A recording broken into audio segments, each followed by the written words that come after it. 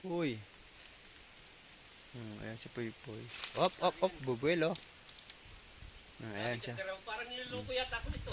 Ayan mga kawan si Puy Puy.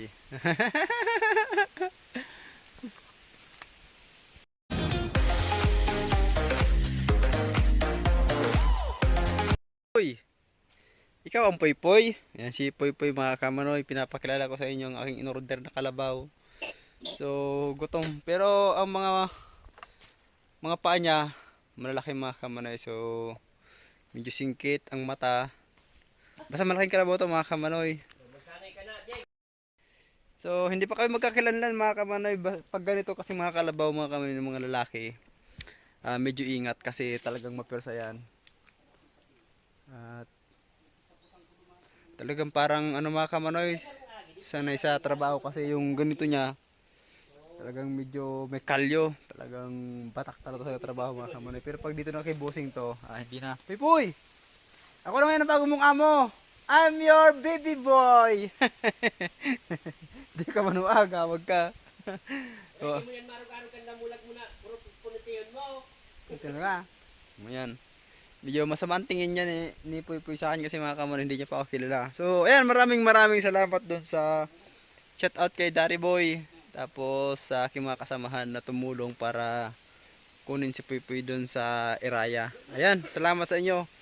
At medyo maganda sa pakiramdam kasi may mga kamanoy. Yan yung kalyo ng aking kamay. So, ito yung bunga. So, ayan mga kamanoy, maraming salamat talaga sa ganito. Medyo talagang maganda. Magandang pangitain ito mga kamanoy. So, ayan. Good morning, Puy Puy. Gandang tanghali. So, ayan na. Magpapakilala pa ako sa kanya mga kamanoy. Kasi nakakatakot yung ano niya eh. Laking kalabaw siya, gutom lang. Kasi ang layo nung pinanggalingan niya. Dun sa bundok na kulay blue. Dahil talagang kuto sa liog na hiling ko. So ayan mga kamanoy, marami siyang kuto. Kailangan siya makarecover.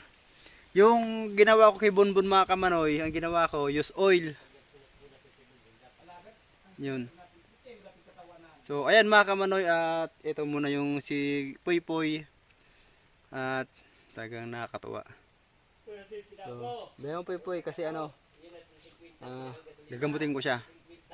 Alright mga kamanoy, hanggat dito na lang. At maraming salamat sa inyo. At paki-shoutout ko kay comment kayo kay Puy Puy mga kamanoy. Salamat.